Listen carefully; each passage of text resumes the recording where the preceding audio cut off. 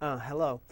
We're going to continue today our course on paper recycling, and the topic for today is going to be bleaching, which is a very integral part of paper recycling. So why don't we get started?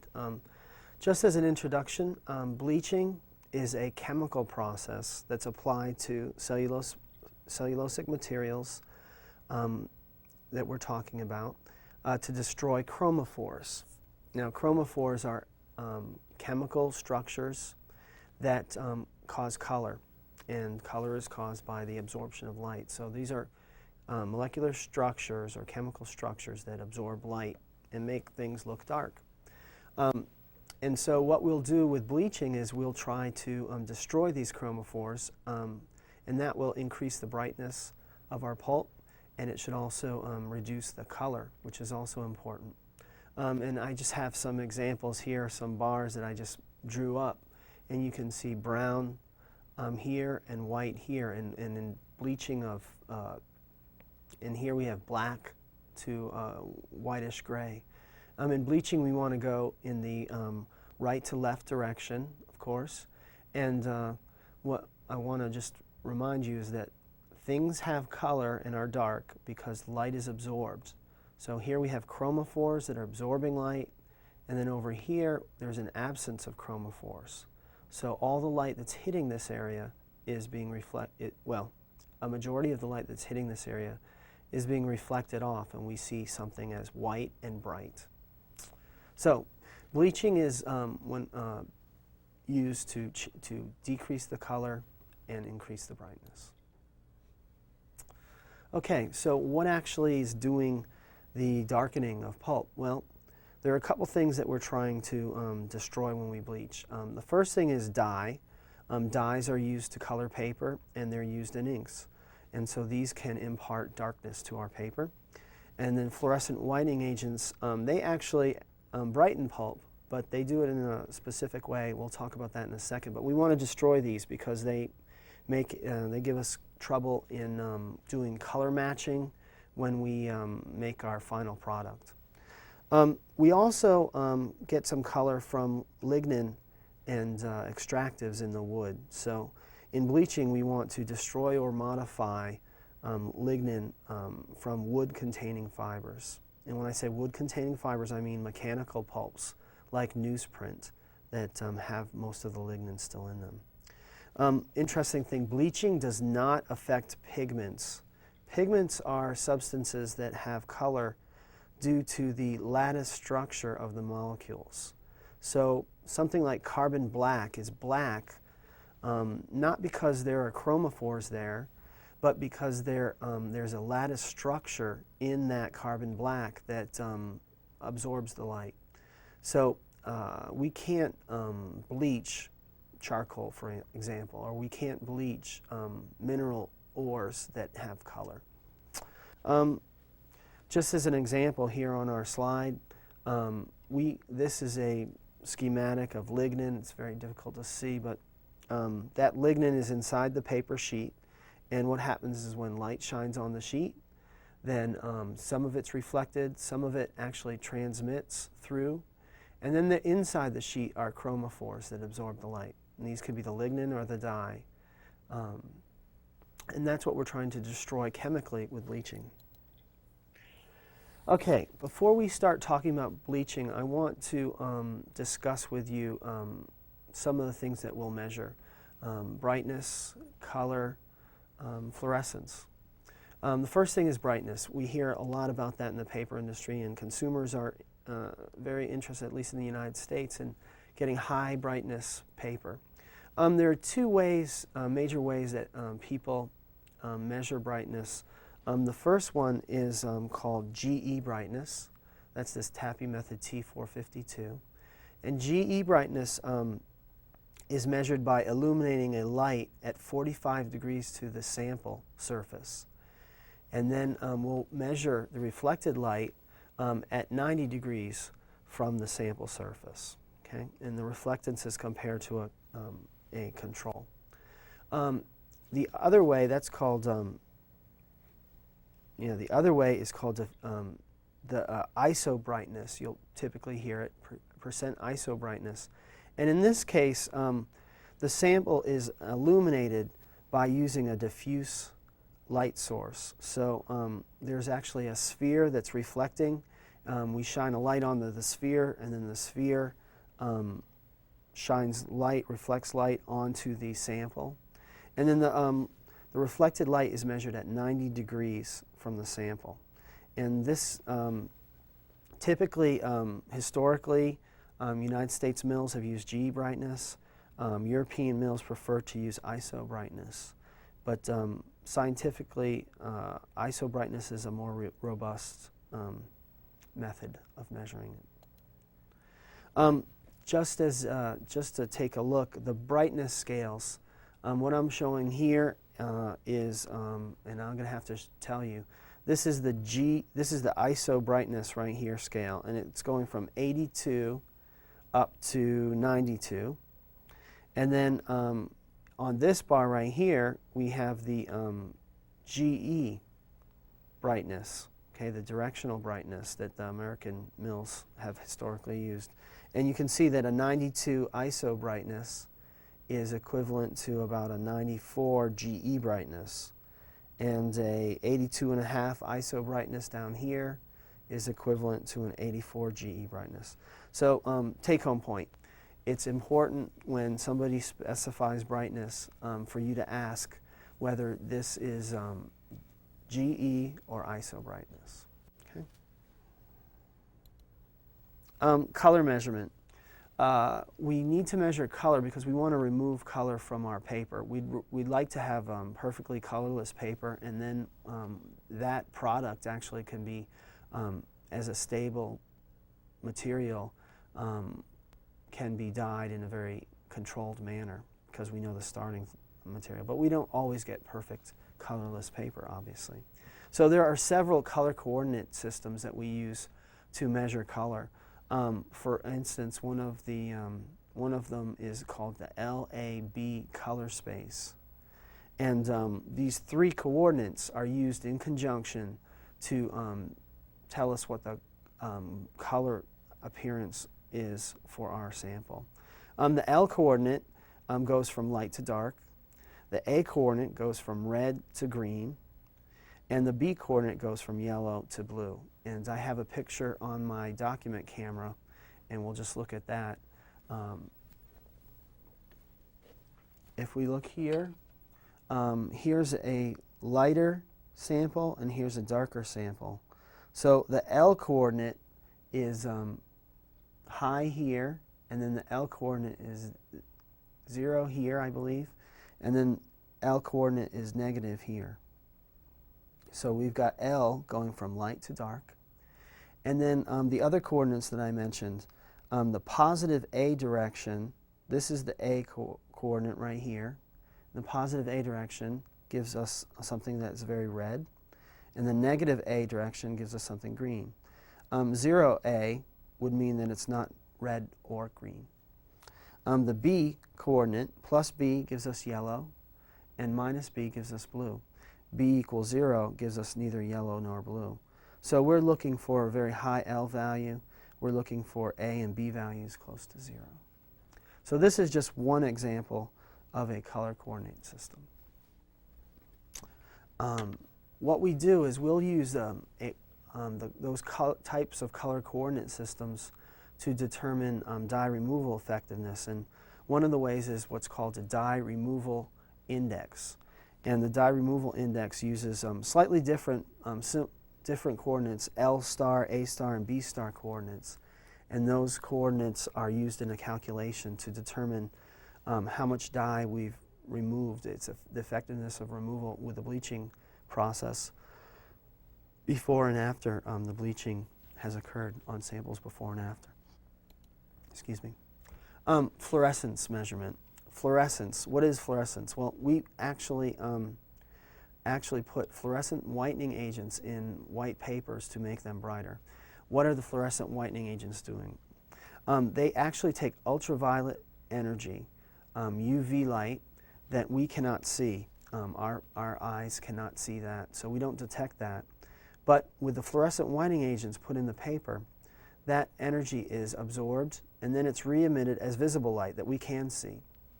And what that does is it increases the apparent brightness of the paper.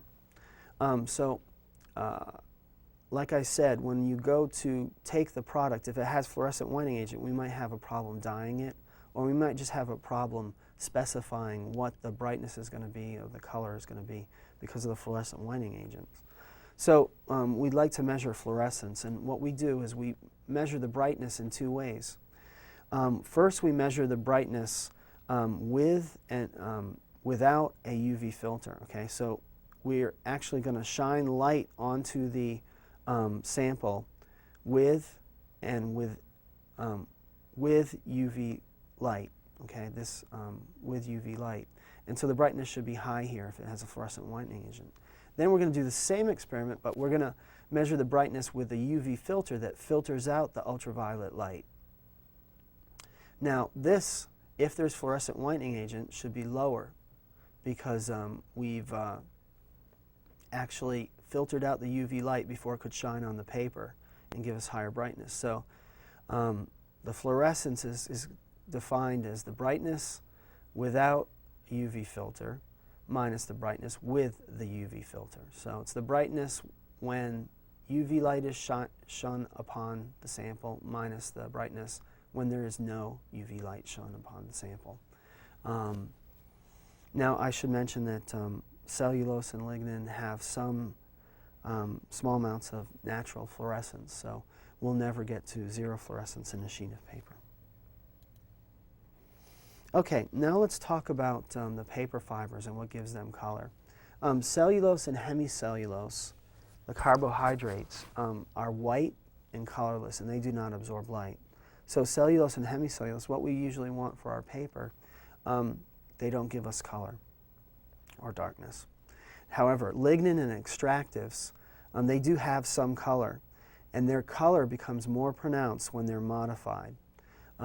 Simple modification that we see all the time is alkaline environments. When there's a high pH, typically sodium hydroxide, that will increase the color-producing groups in paper fibers from lignin and extractives. Okay, this is some examples of lignin type groups that produce color in paper fibers. So if you have lignin, you're going to get these kind of structures. What you can see is that some of them have phenyl groups, so they're cyclical with double bonds, and it's these conjugated double bonds. The double bonds, two sets of double bonds separated by just next to each other, basically, the double bond, single bond, double bond. So this type of conjugated group here actually causes color, and you can see that it can occur here with a carbonyl. Carbonyl is a carbon attached to an oxygen with a double bond, and then a single bond, and then another carbon-carbon double bond. So these are structures that are in lignin that can cause color. Dyes also contribute to the color of fibers, and they can contain aromatic, carbonyl, or azo groups. And if you look here, you can see that these phenyl groups have they have conjugated double bonds. And here we have a nitrogen double bond nitrogen, which can also cause color. And then carbon-nitrogen double bonds over here. And so we've got all these types of dyes with these conjugated double bonds that are causing color also. All right, now I want to talk about the different types of paper that could come into a paper recycling mill. The first one is the chemically pulped and bleached fibers. These would be what we use for our copy paper. And they have 0% lignin. And so they're basically white. They're basically hemicellulose and cellulose and any paper-making additives, hopefully white and bright additives. Then we can talk about chemically pulped but unbleached fibers. So these fibers are going to be like liner board. They're going to be brown. They have 5% lignin in them, but the lignin that's in them has been modified. It's called condensed lignin. And what we have are extended conjugated structures, aromatic groups, and several double bonds of carbon. So basically this condensed lignin that's gone through the craft pulping process and then's been condensed is much more is much more pronounced in giving us color and darkness, actually the natural lignin.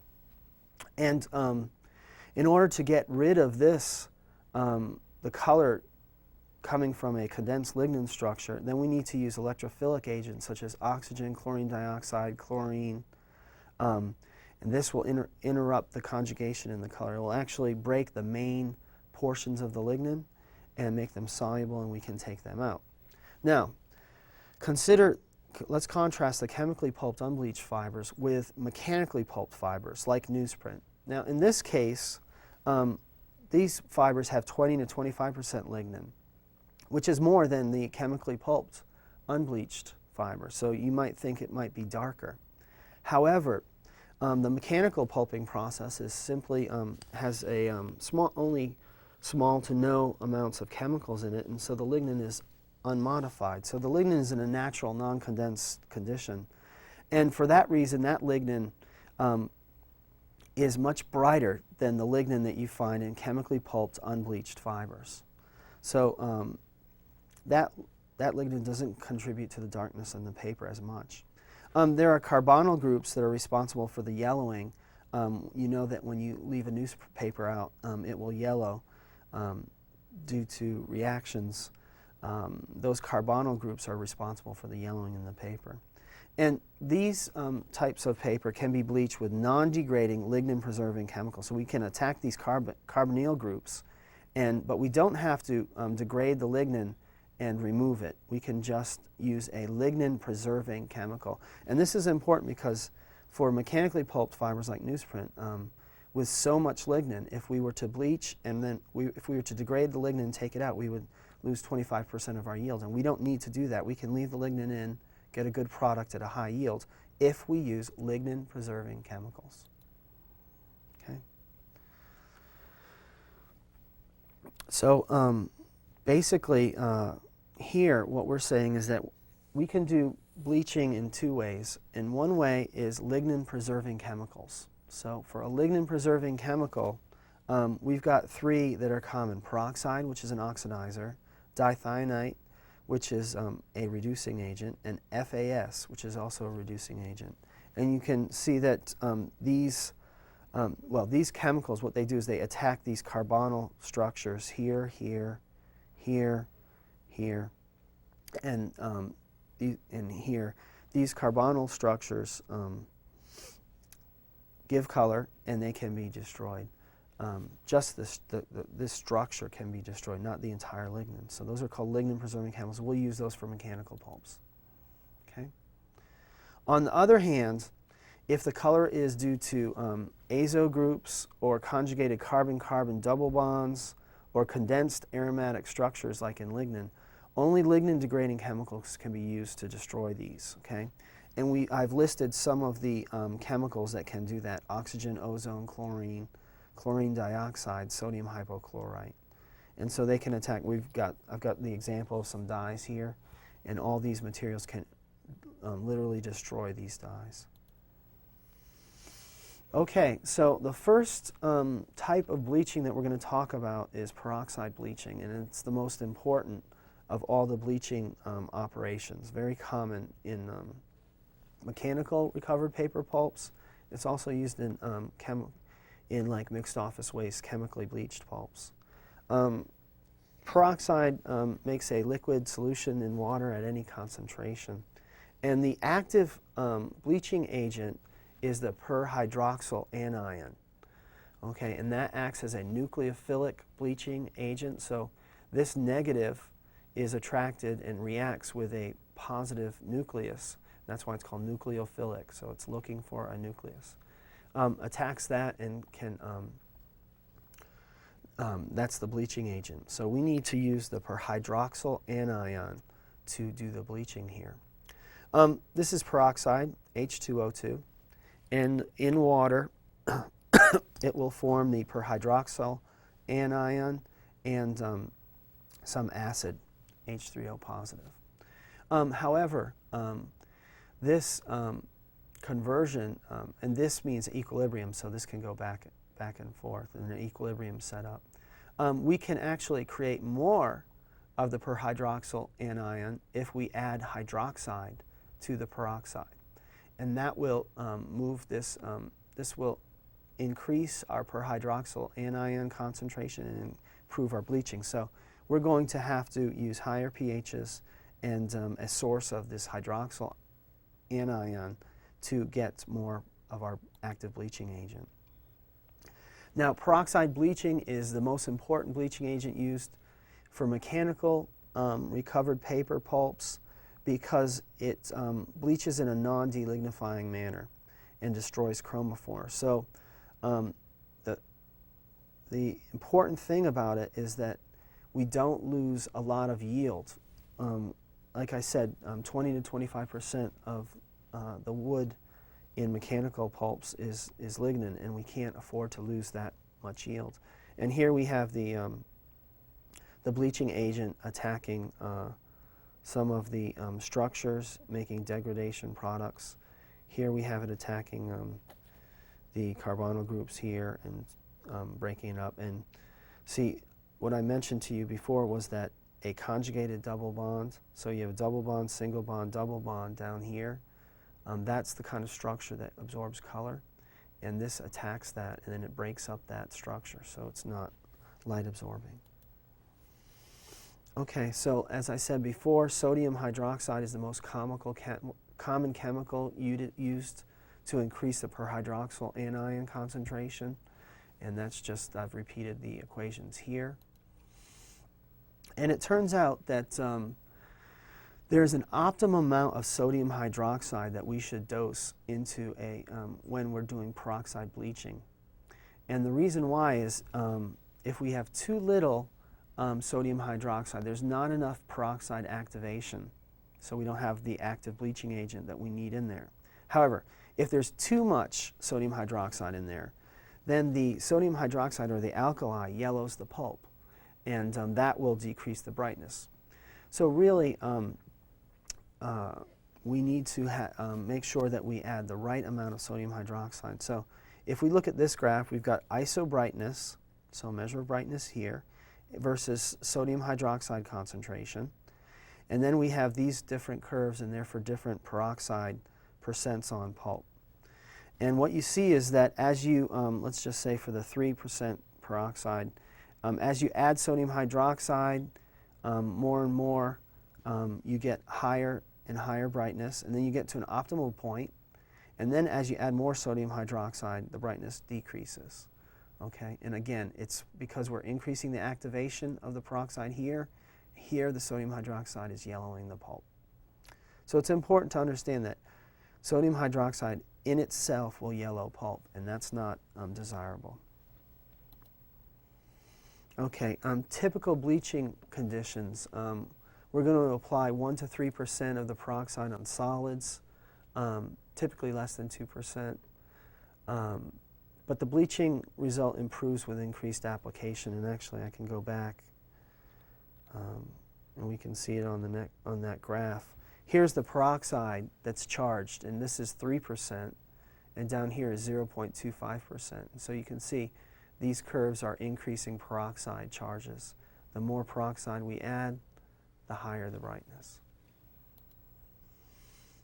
Time, 30 to 90 minutes is optimal. Consistency, 10 plus. And I'll talk more about consistency, but we want a higher consistency.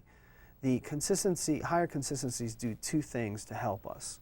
The first thing is they increase the concentration of the chemicals in the water phase.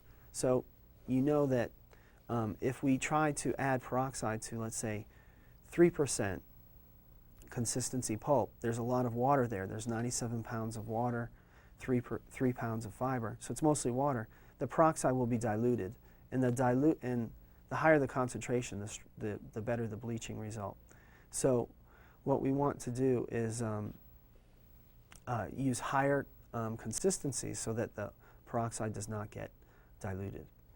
The other thing is that in the water phase, if we're using water that we've been recirculating in our recycle mill, that water picks up organic materials and inorganic materials, and those materials can interfere with the bleaching of the peroxide.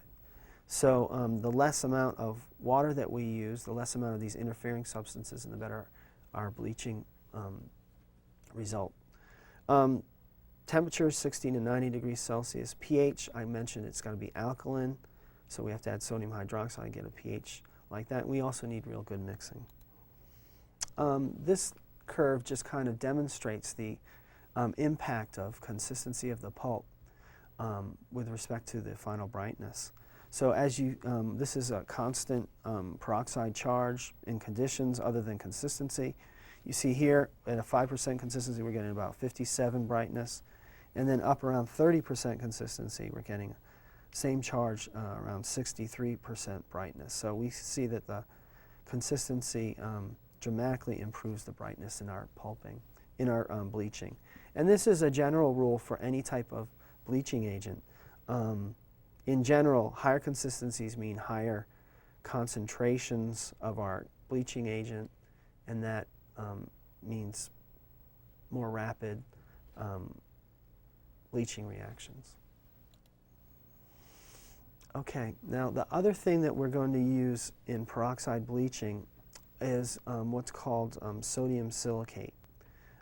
Solutions of sodium silicate are called water glass sometimes, and what we do is we're going to add this sodium silicate, and the reason why we add it is because heavy metal ions in our system can decompose the peroxide and make it not a bleaching agent. So if we have our peroxide and there's these heavy metal ions, they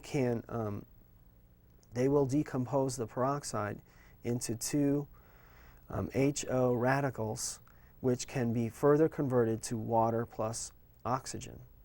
And this water plus oxygen is not a bleaching agent. And so we can decompose and waste a lot of our peroxide if we have a lot of heavy metals in our system. And these heavy metals come in with the wood, they come in with the paper, they're everywhere. So we've got to do something about that. And one of the things that we can do is use sodium silicate. And that sodium silicate forms a colloidal structure with the metal ions and deactivates them. So it kind of traps those metal ions and makes them so that they won't decompose the peroxide. Sodium silicate also has some other positive benefits. It's also added to the pulper as a surfactant, penetrant, and anti-corrosion agent. So it helps liberate ink from the fibers, and it helps to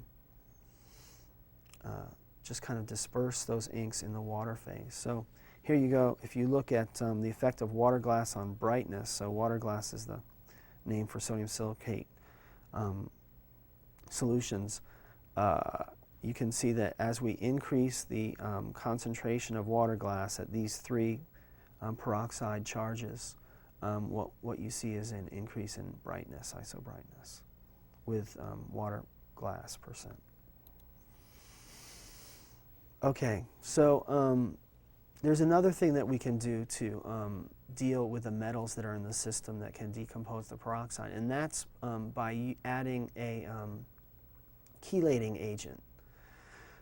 These chelating agents form complexes with the heavy metal ions, and they deactivate the metal ions so that we avoid this wasteful side reaction that occurs when there are metal ions. And most common chelating agents are EDTA and DTPA. And I've got some structures here. What you see here is that you've got a main unit, and you've got several arms that come off it. In this case, we've got 5 arms. And you see that those arms are sodium salts. So you have sodium here, and then you have basically an acetic acid group here. And what can happen is that these arms kind of collapse and grab the metal and kind of sequester is a nice way of saying it. And so it sequesters the metal ions and makes them not useful for, makes the metal ions not decompose the peroxide. So this is DTPA, and this is EDTA. And you can see here that it has 4 arms, and it's generally considered that the 5 arms is more effective than the 4 arms, but both are used. Okay, so like I said, this kind of reviews things. One of the reasons that hydrogen peroxide decomposes is metal ions, and we talked about sodium silicate, and we talked about the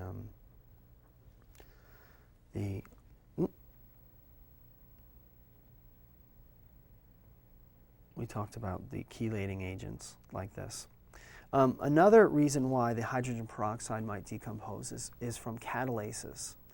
A catalase is an enzyme produced in living cells that actually is toxic, actually destroys peroxide. Well, why does it destroy peroxide? Why does the cells make this enzyme? Well, the reason why is because peroxide is toxic to cells. And so this is a natural defense that a microorganism or a cell uses to destroy the peroxide that would come in and be toxic to the cell. So these catalases, what happens is they actually are formed in our water systems in a paper recycling mill naturally. So if let run, they'll come to an equilibrium concentration and stay there. Just because the microorganisms have a lot of good food to eat in the water, there's a lot of sugars running around, and the temperatures seem to be warm so that they can grow. So we get these catalases naturally in our paper recycling mills, and they can decompose the hydrogen peroxide that we need to bleach. 2 methods of trying to deal with this. One, you can thermally denature, so you can heat the pulp and the liquid up to a very high temperature and kill the cells. Or the other one that's, I think, more common is using a biocide. So we add a chemical, a biocide, to our water system, and that will destroy the catalases. High pH and high temperature. If we get too high pH or too high temperature, peroxide can also decompose and not work effectively. Okay. Now let's talk about where we can do the bleaching for peroxide. The first place is in the pulper.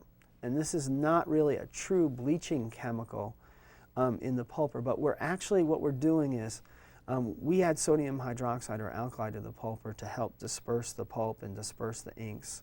But actually the alkali will darken the pulp. So we add the peroxide in there to just simply compensate for that darkening due to the alkali in the pulper. And it turns out that this is a very good way of doing it, not just using peroxide in a bleaching stage, but actually splitting it up into the pulper and into subsequent bleaching stage later. In this case, the peroxide is used to decolorize the chromophores in the groundwood generated by the alkaline pH, preventing the alkali darkening. So peroxide in the pulper is used to compensate for the darkening of the alkali. We can also put peroxide bleaching, do that in a disperser or kneader. It's used to compensate for the graying of the pulp due to the dispersion of the ink. So when we have a kneading or dispersing process like we've talked about before, we're taking visible ink, large pieces of ink and things, breaking them up into subvisible so we can't see them with our eye. What we will notice is that the pulp will become a little bit grayer. And we want to compensate for that, so we can add the peroxide. So there are several advantages to bleaching in the disperser. First is that there's newly exposed fiber surfaces because the refining or kneading kind of rubs the surfaces and allows us to get to new fiber surfaces that might have ink or darkness on them. There's good high consistency there, good mixing, and high temperature. And so all of these things we can use to our advantage to do the peroxide bleaching. Some of the disadvantages, there's short residence time in a kneading or a disperser, so we might want to have a tower to kind of increase our residence time.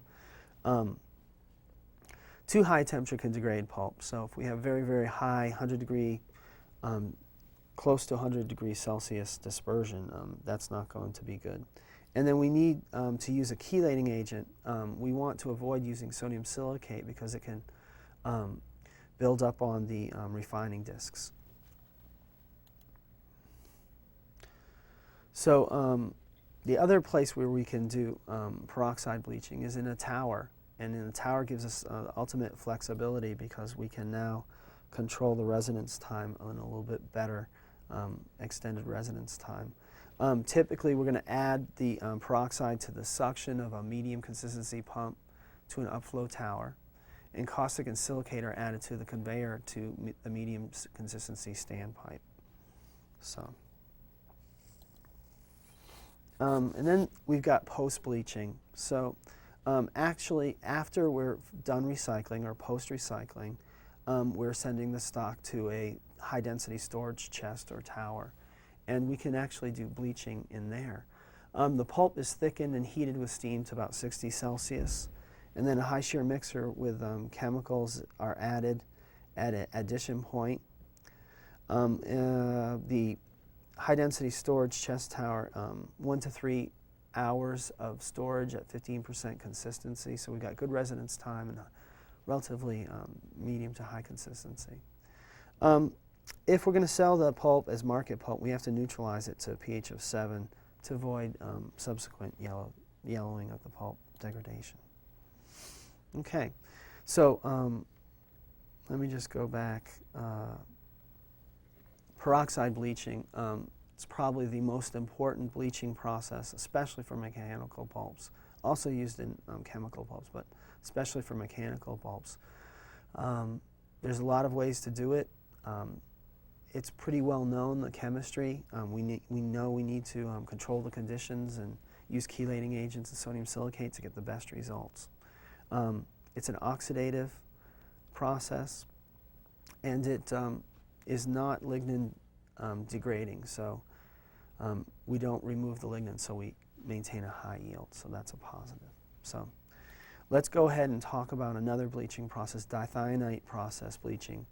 And these letters up here, we had, I think, a P for peroxide, and this is going to be, oh no, we had, it wasn't P for peroxide, it was, no, I think it was P for peroxide. I'd have to go back and check, I'm sorry. Dithionite bleaching, we're going to use the letter Y to reflect that. This is a common reductive bleaching chemical that can be used for wood-containing pulps.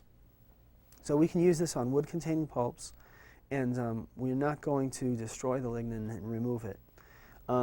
It's also called hydrosulfite bleaching, but hydrosulfite isn't the actual species that does the bleaching. Sodium hydrosulfite right here is in water, will give us 2 sodiums, and then we get a dithionate ion, this S2O4 negative 2. And that dithionate ion, the S2O4 negative, negative 2 actually, is active. Oxygen decomposes the bleaching agent. So reductive bleaching chemicals react with oxidative chemicals like oxygen. So we're going to have to be careful when we use this that we keep oxygen and air away from our bleaching process. The other thing is that calcium or magnesium metals precipitate the bleaching agent, and so we need to add some chelant actually in this type of bleaching also to make sure that the dithionate ion is active. Where can the bleaching be done? It can be done in the pulper, first of all. And then it could be added to a disperser at 30% consistency, 80 to 100 degrees Celsius, then diluted and pumped to an upflow tower for retention. The upflow tower is important here because upflow towers are full. They're always full as opposed to a downflow tower. And the upflow, that being full, eliminates a lot of the air or the oxygen. And it can just be added to a medium consistency pump feeding an upflow tower at 10 to 12% consistency also. Applications. Here are some general application sets or process conditions. 0.5 to 1% consistency, 50 to 70 Celsius, 30 to 90 minutes retention. pH now 5.5 to 6.5, so there's something slightly on the acidic side. And then a consistency 3 to 5%, or in the cases above, even higher than that. All right, going on to our next bleaching agent, FAS, formamidine sulfonic acid. Tough one to say, FAS we call it. This is low odor crystalline reducing agent used only for wood-containing pulps. And it's effective in decolorizing colored paper and carbonless paper that we might have in our wood-containing pulps. It also, because it's a reducing agent, decomposes with oxygen. So we're just like the dithionate, we're going to have to avoid oxygen and air in this type of bleaching process. Now, actually, this is stronger than dithionite, and it's slightly soluble in water. It's only slightly soluble in water. It needs to be used soon after mixing because it also decomposes naturally in water. FAS bleaching, application 0.3 to 1% on pulp, 30 to 90 minutes retention, 3.5 to 12% consistency, 40 to 65 Celsius, and a pH of 8 to 11. And in fact, we need about 1 part FAS to about 0.5 parts sodium hydroxide for effective bleaching. The initial pH should be around 9, and then the final pH around 7 to 8 for it to be optimum. Any lower than that is not good. High filler content, such as calcium carbonate, requires less sodium hydroxide because what that calcium carbonate does is it buffers the solution pH and makes it not decrease as readily. And FAS bleaching can be applied in a disperser or in a post-bleaching step. Here's an example of post-bleaching. What we've done here is we've got our DIP, our de-inked pulp. It's thickened to 4 to 12% consistency, and then our FAS and sodium hydroxide are added here just before a medium consistency high shear mixer or pump. We also add some steam to get our temperature 50 to 80 degrees Celsius, and then we're going in an upflow tower, a reaction tower, and then we're doing our bleaching here after our recycling. Again, the upflow tower is so that we fill this entire tower such that there's no air or oxygen there, and then we've got our bleached de-inking pulp. So that's post-bleaching. We can also do it with dispersion. And so here what we're going to do is we're going to take our de-inked pulp and we're going to thicken from 5 to 10% with some of our thickening equipment that we talked about before. Then we'll thicken even more to 25 to 30%. Then we can add the FAS sodium hydroxide either here in the conveyor to the disperser or kneader, and then we'll add some steam to heat it all up. And then we could also add it after a little bit after the disperser or kneader. And then that's going to go to another pump with a upflow standpipe, and we're going to get some bleaching here, and then we've got a reaction tower here, and this is downflow, and then we've got our bleached de-inking pulp right here. All right, sodium hypochlorite. This is going to be a lignin degrading bleaching process where we're going to have to, we're going to have to remove the lignin. So this is not useful for wood grades. In fact, sodium hypochlorite is being phased out because of environmental concerns. But we'll just mention it because it's has some advantages. We'll just talk about it. It's more of a historic type of bleaching process. Some advantages: it's inexpensive, very effective, and can be added to the pulper to remove color. Disadvantage: there's no chlorine-free label, and it's prepared by dissolving chlorine gas in caustic solution. So chlorine gas is toxic, so we don't want to handle that if we don't have to. And then it generates chloroform, which is a carcinogen. And basically, because of this, hypochlorite is being phased out. And I notice here we've got the letter H, so that means that peroxide should be P.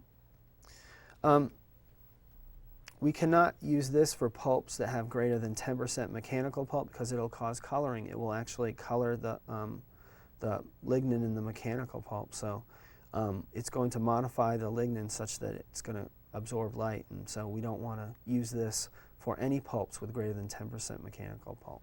So we're going to use it mainly with chemically pulped and bleached pulp. Okay. Here's how we prepare it. The sodium hydroxide and the chlorine gas gives us sodium hypochlorite, NaOCl. And then the NaOCl actually is right here. So it's this ClO negative right here with the H positive. So this sodium hypochlorite gives us this anion and the H positive. And what happens is that we can get this hypochlorous acid, HOCl, if we are at pH is less than 7.5.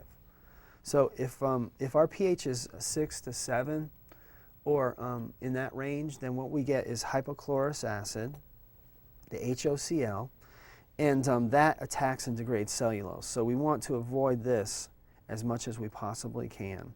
So we need to have pHs greater than 9.5. I'll show you a graph of that in just a second. If pHs are less than 3, we generate chlorine gas, which is also dangerous when we're not ready to handle it. Yeah, here's a good graph. And just go back, yeah. What we want is the hypochlorite, not the hypochlorous acid. So here's the hypochlorite, here's the hypochlorous acid, and you can see that the concentrations of the hypochlorite is high as we get pHs above 9. Okay, so we want to work in this region right here. If we work in pHs around this region or even in this region right here, we're going to have this hypochlorous acid that's going to degrade our lignin. And then here, down here is our chlorine gas, right like that. Okay, so sodium hypochlorite, how is it applied? 0.5% to 2.5%, time 30 to 90 minutes, consistency 3 to 12%, temperature 35 to 70, and of course the pH is going to be higher, 9.5 to 11. But let's go back. And I just want to leave you with the fact that this is a technology that's basically been phased out.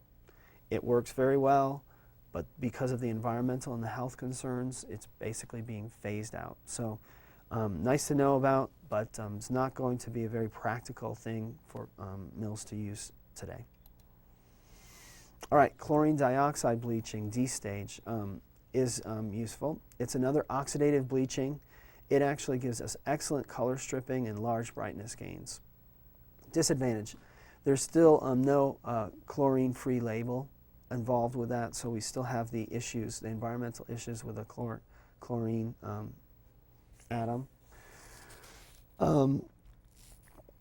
Process conditions, we'll apply 0.2 to 1% on our pulp. The time will be 1 to 3 hours. Consistency 10 to 15%, temperature 55 to 70, and the pH 6.5 to 9.5, with 6 being optimum, which is in the acidic, slightly acidic range, excuse me.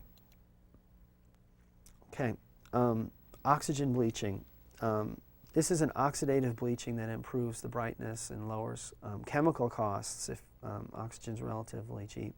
Removes color, and actually has been purported to detachify stickies. Disadvantages, it will not tolerate mechanical pulps. So if there's mechanical pulp, they'll get darkened by the oxygen. And you need a pressurized vessel of 60 to 115 psig. The oxygen produces radicals that degrade the lignin and also form peroxide, which acts as a bleaching agent with the chromophores. And The system that's been patented by Air Products is called OxyPro, and the applications are down here. You've got certain amount on pulp 1%, 60 minutes, 10 to 15% consistency, 85 to 95 Celsius. 1% peroxide is actually added as a booster, 0.7 to 1% sodium hydroxide, and then you have silicate and chelant, and the pressure is 60 psig. Ozone bleaching, another one. And I should just mention, oxygen and ozone are not widely used. Ozone bleaching destroys dyes and optical whiteners. Ozone itself is a toxic gas, and it also requires high capital cost in order to apply it to pulp. This ozone bleaching is not frequently used, but it is nice to know about. Maybe in the future or as an alternative, it might be used more commonly. Ozone, like peroxide, is decomposed by metal ions, so the metal ions are going to interfere with the bleaching capabilities of the ozone. So what we'll do is we'll use low pH to solubilize some of these metal ions and remove solubilize and remove metal ions, and then we'll use chelating agents to remove the metal ions also from interfering.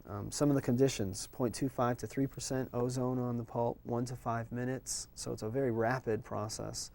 10 to 40% consistency, 20 to 60 Celsius, pH 2.5 to 10. So there's the acidic nature of this, which is sometimes not desirable. The ozone concentration in the gas needs to be about 2 to 12%. One of the things we mentioned this is that ozone is the most effective, totally chlorine-free bleaching reagent for removing fluorescence. So if fluorescence is a big deal, then ozone might be a consideration. Okay, just now to kind of wrap things up a little bit, we're getting down towards the end. Bleaching sequences. Single stages are not effective in reaching 80% ISO brightness on MOW furnaces, which is what we general goal for taking mixed office waste and converting it to grades like copy paper. We usually use 2 stages for mixed office waste in order to do this. So.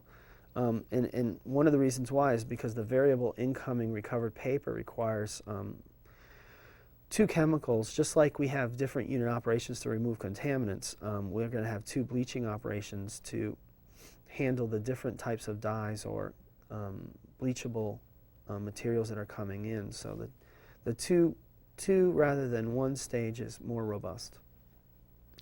The most successful way to do it is combination of oxidative bleaching, for instance peroxide, followed by a reductive bleaching such as FAS, for instance. We need to be careful to remove the oxidative bleaching chemical before we do the reductive bleaching chemical, because the oxidative bleaching chemical and the reductive bleaching chemical will react. So if there's residual oxidative bleaching chemical, then that will consume a lot of the reductive bleaching chemical, and that's not good, obviously. It's not common to do the reductive bleaching first, because the reductive products, and remember the 2 reductive ones that we talked about, the dithionite and the FAS, they don't remove lignin, they just modify it, but they leave it in there. But the modified species are actually susceptible to being oxidized, so we'd reduce it and bleach that chromophore, but then we could oxidize that chromophore back to its original state and regenerate the color. So it's much less common to do reductive bleaching first. Some common 2-stage processes: peroxide followed by peroxide. I mentioned earlier that it is more effective to add peroxide to the pulper followed by peroxide bleaching later on in the process. It's just more effective than adding all the same amount of peroxide all in 1 stage. Peroxide dithionate and then peroxide FAS are very common, used both with mechanical pulps and with chemically bleached pulps. And then the FAS peroxide is less common. That would be the reductive followed by the oxidative, and we talked about one of the key weaknesses to that kind of process. And so just I want to review at this point. Bleaching is an integral part of making high-quality recycled paper. It improves our brightness, it destroys color, and it destroys fluorescence. And all these things are, we need all three of those things in order so that we can engineer our recycled paper product to have the right brightness and color and that we desire. There's several different ways to do bleaching. We can break them down into lignin preserving or lignin degrading. The lignin preserving bleaching is used for mechanical pulps, especially because the mechanical pulps have 20 to 25% lignin. We want to retain that lignin. We just want to decolorize it, brighten it up a bit, and we want to keep high yield because newsprint is we don't want to lose yield on our newsprint. On the other hand, in order to destroy color, we might have to use some bleaching agents that destroy lignin, like chlorine dioxide or oxygen, ozone. These methods really do a great job in decolorizing, but they're not. But you can't use them with wood-containing pulps because if there's wood-containing pulps there, these bleaching processes will degrade the lignin, darken it, and that's not good. Finally, we can talk about the difference between oxidizing and reductive bleaching. So we have some oxidizing agents and reductive agents. Typically, we do oxidizing before reductive. And of all the bleaching processes for recycled paper, peroxide is the most important. And for peroxide, we need to carefully look at the retention time and the consistency. And also, we have to deal with the metal ions in the system. And we use chelating agents and sodium silicate to deal with those. And finally, enzymes in our system, we also need to deal with. If they get to a too high enough level, they will decompose the peroxide also. So that will conclude our talk on bleaching sequences, and that is the end.